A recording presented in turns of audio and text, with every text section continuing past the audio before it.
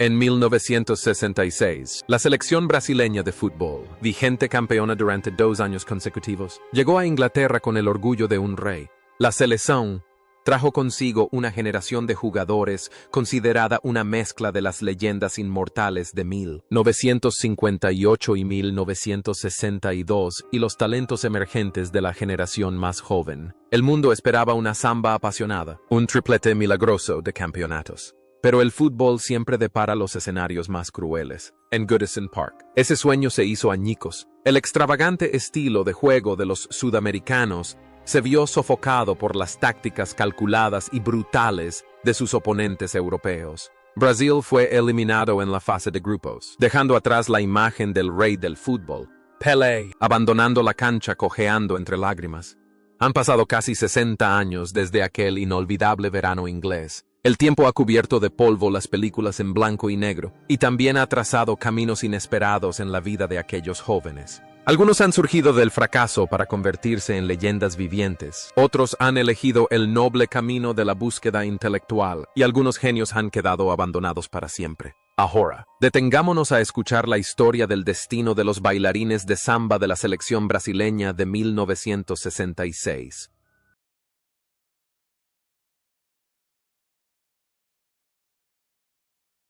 Pelé, con la selección brasileña en el Mundial de 1966. A los 25 años y en la cima de su carrera, llegó a Inglaterra no solo como jugador, sino como un ícono, un rey, que todas las defensas anhelaban derrocar. Sin embargo, a pesar de jugar solo 2 partidos y marcar un gol, la imagen de Pelé siendo brutalmente placado por los defensas búlgaros y portugueses, y luego abandonando el campo con la capa sobre los hombros, se convirtió en un símbolo inquietante de la caída de Brasil ese año. Y así, esa breve pero trágica actuación encapsuló a la perfección la clase de un genio sofocado por la violencia, de un rey despojado de su trono ante los ojos del mundo.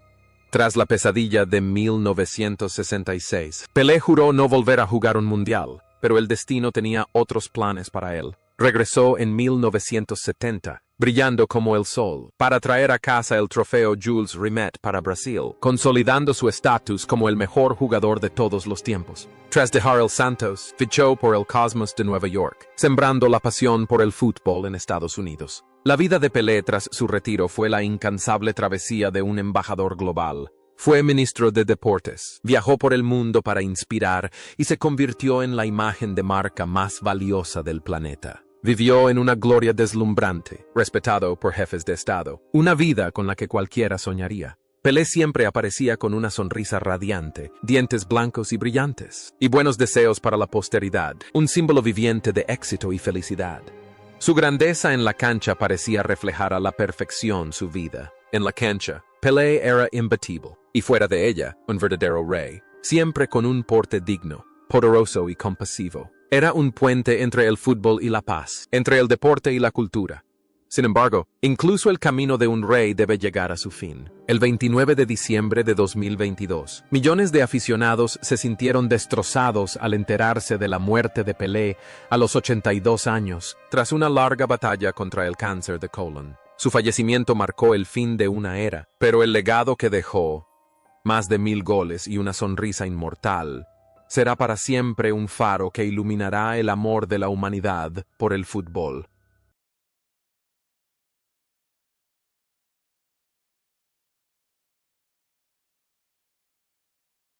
En el Mundial de 1966, a los 32 años, Garrincha, agobiado por el cansancio y la rigidez de sus piernas y una fractura de rodilla, logró marcar un espectacular tiro libre contra Bulgaria, su último gol en la Copa Mundial. Aunque su mágico regate ya no era tan fluido como 4 años antes, la presencia de Garrincha en el campo conservaba un aire romántico, evocador de la época dorada del fútbol improvisado. Jugaba sin calcular, como un niño grande en un mundo de adultos astutos. Fuera de las canchas, la vida del Ángel Patizambo fue una tragedia prolongada. Sin la protección de su club, sin habilidades financieras y consumido por el alcohol, Garrincha se sumió en el olvido. Tuvo una relación muy publicitada con la famosa cantante Elsa Soares, pero terminó en violencia y lágrimas. Garrincha, quien una vez hizo reír al mundo con su habilidad para el regate, pasó sus últimos años en la pobreza, la soledad y la enfermedad. Fue la encarnación más dolorosa del dicho talento y desgracia. Un artista que solo sabía actuar en el escenario, pero se extravió tras bambalinas. El aspecto más conmovedor de la vida de Garrincha es el marcado contraste entre el fútbol y su vida personal. En la cancha, era un maestro de la alegría, transformando lo ilógico en lógico, pero fuera de ella, era impotente ante su propio destino. Era trágicamente ingenuo, solo para ser aplastado sin piedad por la vida. Y entonces, la tragedia terminó el 20 de enero de 1983. Garrincha falleció en un hospital de beneficencia a los 49 años por cirrosis, consecuencia de un alcoholismo severo. El día de su fallecimiento, millones de brasileños salieron a las calles a llorar a su pajarito. El legado de Garrincha no se limita a su deslumbrante habilidad con el regate, sino que es un triste recordatorio de la fragilidad del genio. Jairzinho emergió como un rayo de esperanza en el sombrío panorama de Brasil en 1966. Con 21 años, desplegado en la banda, poseía la fuerza de un torbellino. Si bien aún no era capaz de liderar a un equipo en apuros, su velocidad, su ataque implacable y su estilo potente marcaron el surgimiento de un verdadero goleador. Fue elegido para suceder a Garrincha, lo que representó una enorme presión, pero también un impulso para su ascenso a la cima. Tras su fracaso en Inglaterra, Jairzinho irrumpió en la escena, convirtiéndose en el torbellino del Mundial de 1970. Estableció un récord sin precedentes. Marcó en todos los partidos de un Mundial, llevando a Brasil a la victoria. Su carrera de club estuvo estrechamente ligada al Botafogo, donde era venerado como un santo. Tras retirarse como jugador, Jairzinho no eligió una vida de ocio. Se embarcó en una carrera como entrenador, y poseía un ojo particularmente agudo para descubrir jóvenes talentos. Fue él quien descubrió a el extraterrestre Ronaldo de Lima en la década de 1990, abriendo un nuevo capítulo para el fútbol mundial.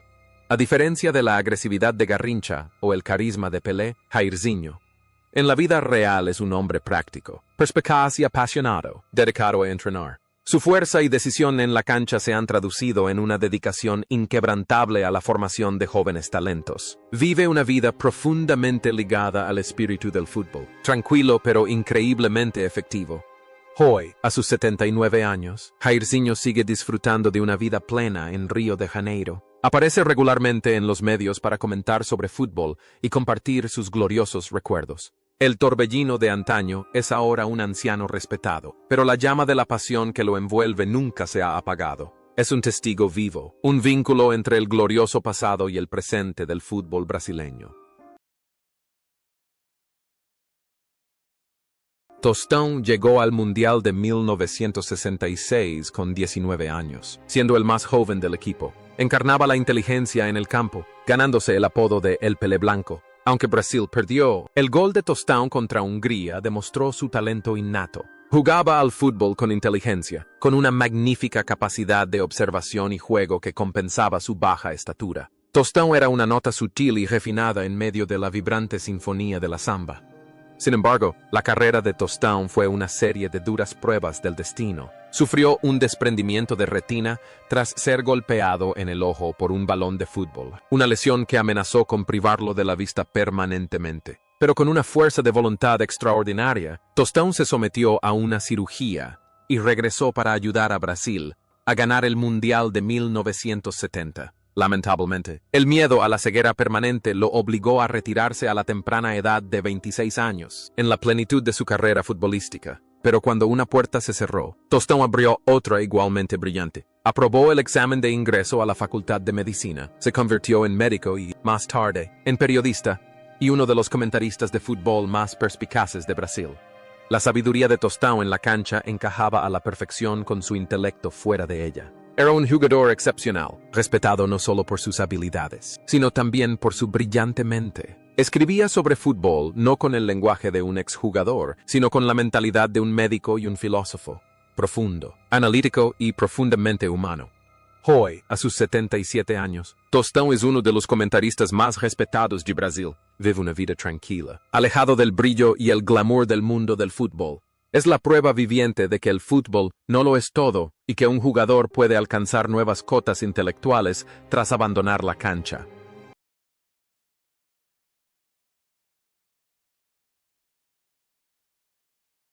Gilmar, o Gilmar, el portero de los porteros, fue el portero de Brasil en 1966. A sus 35 años, Gilmar era un pilar inquebrantable, habiendo levantado previamente 2 Copas del Mundo. Su estilo como portero era tranquilo y elegante, y rara vez recurría a las zambullidas extravagantes gracias a su excepcional posicionamiento. Aunque no pudo salvar a Brasil del desastre de 1966 causado por una defensa deficiente, la clase de Gilmar sigue siendo incuestionable. Era un caballero en la portería, inspirando una confianza absoluta.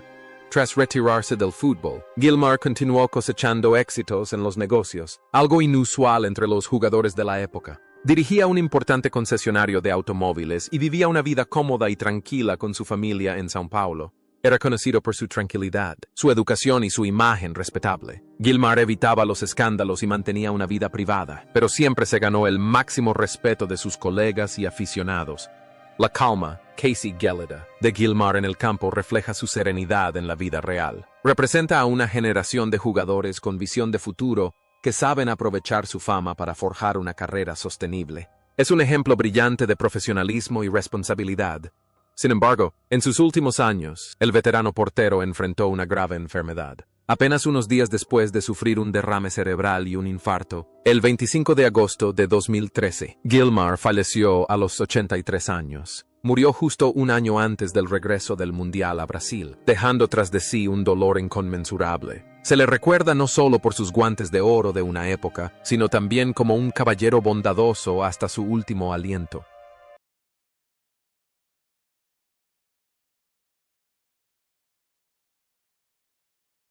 Hilderaldo Bellini, el legendario capitán de 1958, llegó al Mundial de 1966 a los 36 años. Era un símbolo de férrea determinación y dedicación inquebrantable, aunque el peso de la edad había frenado su ritmo y fue responsable de varios goles encajados contra Hungría. Su presencia siguió siendo muy simbólica. Fue el primero del mundo en alzar el trofeo Jules Rimet, un gesto que se convirtió en un modelo para todos los capitanes posteriores. Tras retirarse del fútbol, Bellini llevó una vida tranquila y respetada. Se convirtió en un pequeño empresario, administrando una zapatería y participando en actividades sociales. Su imagen alzando el trofeo quedó inmortalizada en una estatua erigida frente al legendario Estadio Maracaná, lo que lo hizo inmortal incluso en vida. Bellini era un hombre de familia, humilde y amable, en contraste con su actitud hosca y feroz en el campo. Pero el cruel destino desafió al capitán en la recta final de su vida. Luchó contra el Alzheimer durante más de 10 años, una enfermedad que fue robando gradualmente la memoria del hombre que había creado recuerdos para toda una nación.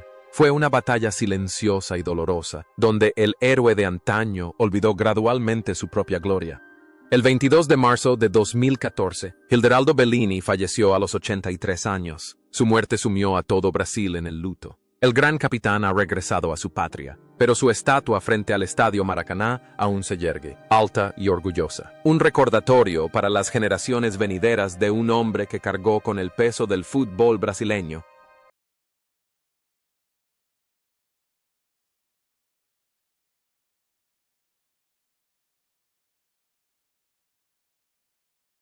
Djalma Santos se erige como un monumento a la deportividad en un torneo donde la violencia reina suprema. A sus 37 años, este fue su cuarto y último mundial. Ya no estaba tan en forma como durante los triunfos de Brasil en 1958 y 1962, pero su experiencia y actitud siguieron siendo únicas. Djalma no hacía entradas para lesionar. Defendía con criterio y técnicas superiores. Aunque el Mundial de Brasil de 1966 fue un fracaso, la imagen del veterano Djalma Santos, trabajando incansablemente por la banda derecha, aún inspira respeto.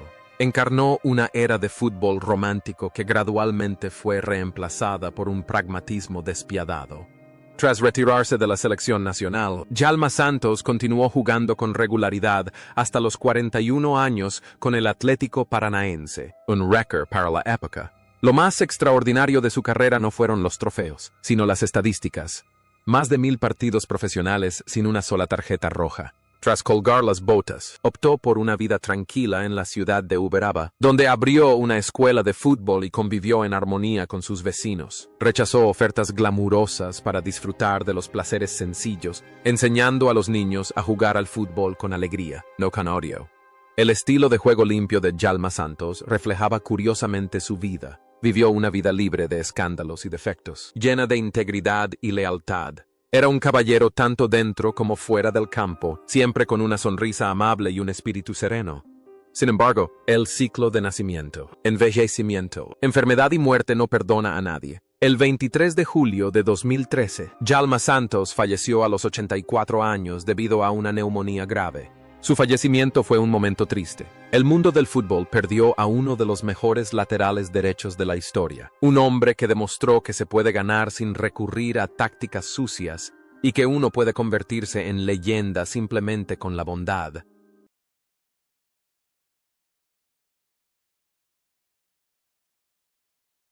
A sus 25 años, se esperaba que Gerson fuera el motor de la selección nacional. Sin embargo, las lesiones y el caos en la organización brasileña hicieron que solo jugara un partido y no pudiera salvar la situación. Se dudaba de él, tachado de jugador con falta de fortaleza mental, pero pocos sabían que esto era solo un calentamiento para un gran salto. Gerson poseía una zurda de oro, cañotinha de oro, con la capacidad de realizar pases largos con precisión milimétrica. Jugaba con la mentalidad de un arquitecto, creando exquisitas curvas en el aire.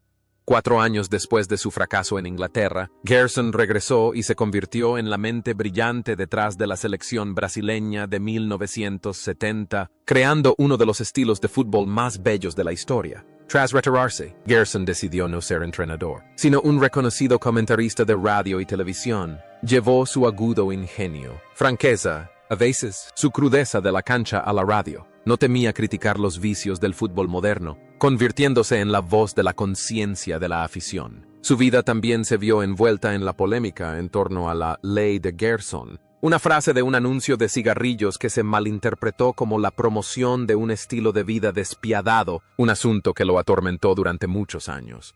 Había una fuerte conexión entre el Gerson jugador y el Gerson comentarista. Control y dirección. En el campo, dirigía a sus compañeros con un solo gesto. En la radio, usaba sus palabras para moldear la opinión pública. Siempre manejaba el juego a su manera.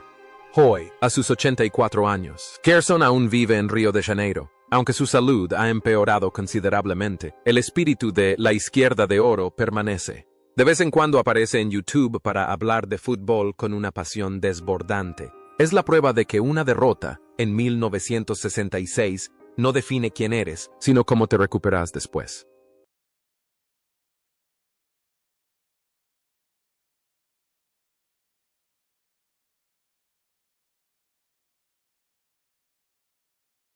Lima, en un torneo donde la mayoría de las estrellas solo lograron jugar 1 o 2 partidos antes de lesionarse o ser sustituidas. Surgió como una rara excepción, y a los 24 años, jugó los 90 minutos en los 3 partidos de Brasil en el Mundial de 1966. Apodado Coringa, el Joker, por su increíble versatilidad, Lima podía jugar como lateral, centrocampista defensivo o incluso delantero cuando era necesario. En el Santos, fue un fiel servidor de Pelé, mientras que en la selección nacional ese año, se convirtió en un trabajador incansable, constantemente reparando los agujeros del barco brasileño que se hundía. Por lo tanto, aunque no fuera llamativo ni llamativo, la diligencia, el sacrificio y la perseverancia de Lima son innegables. La carrera de Lima está estrechamente ligada a la época dorada del Santos. Jugó casi 700 partidos con el club, ganando todos los títulos importantes. Sin embargo, tras el glamour de la cancha, la vida de Lima ha sido bastante discreta. No se convirtió en una estrella mediática ni en un empresario adinerado. Decidió dedicarse al desarrollo de las categorías inferiores del Santos, el mismo club donde pasó su juventud. Es un maestro diligente, que educa a niños desfavorecidos que sueñan con cambiar sus vidas a través del fútbol, tal como él lo hizo en su juventud. La versatilidad y el altruismo de Lima en la cancha parecen reflejar su vida, siempre dispuesto a aportar en cualquier posición, sin buscar reconocimiento personal. Es un héroe silencioso, una plataforma para que otras estrellas brillen.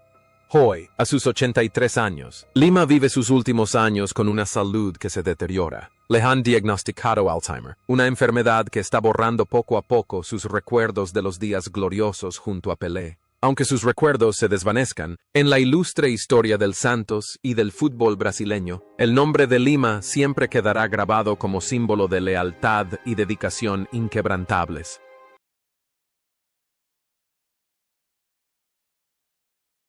Manga encarna la dura realidad de la portería. En el Mundial de 1966, a los 29 años, fue titular en el trascendental partido contra Portugal.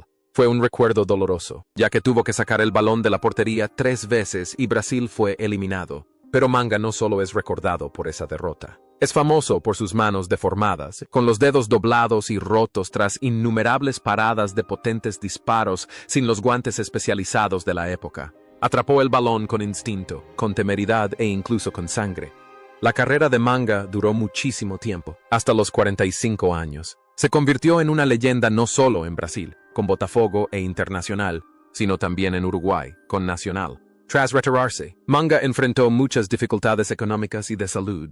Sus años de vuelo le causaron una gran carga ósea. Vivió en el exilio y en la miseria en Ecuador antes de regresar a Brasil gracias a las donaciones de sus fans. Las manos deformadas de Manga son el testimonio más poderoso del sacrificio. En el campo, aguantó los golpes, fuera de él. Sufrió la dureza de la vejez y la pobreza. Representa a los jugadores de antaño, dedicados por completo a su pasión, pero sin seguridad económica en la vejez. Ahora, a sus 88 años, Manga vive en el Retiro dos Artistas de Río de Janeiro. Este es el lugar de descanso final de una leyenda que en su día infundió miedo en innumerables delanteros. A pesar de sus dificultades de movilidad y su dependencia de la asistencia pública, Manga mantiene una sonrisa optimista. Es una leyenda viviente que nos recuerda el precio que se paga por la gloria en el fútbol.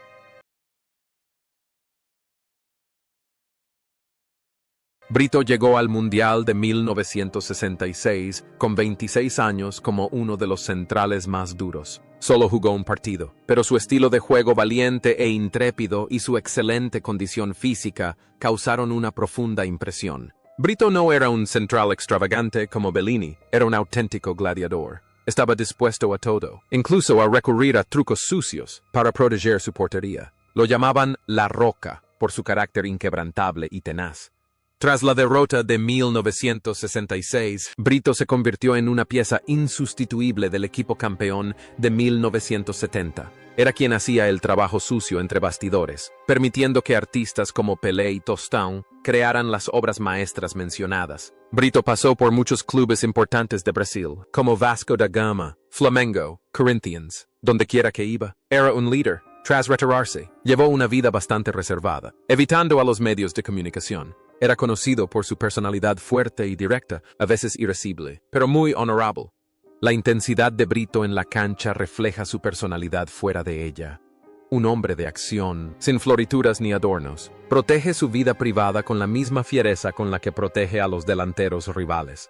Hoy, a sus 86 años, Brito vive aislado en Río de Janeiro. Rara vez aparece en público o asiste a eventos conmemorativos. Prefiere disfrutar de su vejez con sus hijos y nietos, guardando para sí el recuerdo de sus batallas a vida o muerte en el campo de fútbol.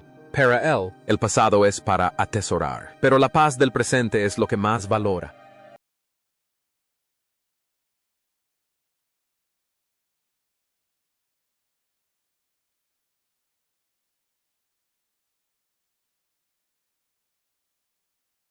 A sus 21 años, Alcindo era una gran promesa del fútbol en el sur de Brasil, Grêmio. Fue titular en los 2 primeros partidos junto a Pelé y Garrincha. Rápido, potente y con un instinto asesino, se esperaba que Alcindo compartiera la carga goleadora. Sin embargo, la inmensa presión de vestir la camiseta amarilla y verde y su falta de experiencia le impidieron ver puerta. Se marchó del torneo decepcionado, pero ese no fue el final del camino.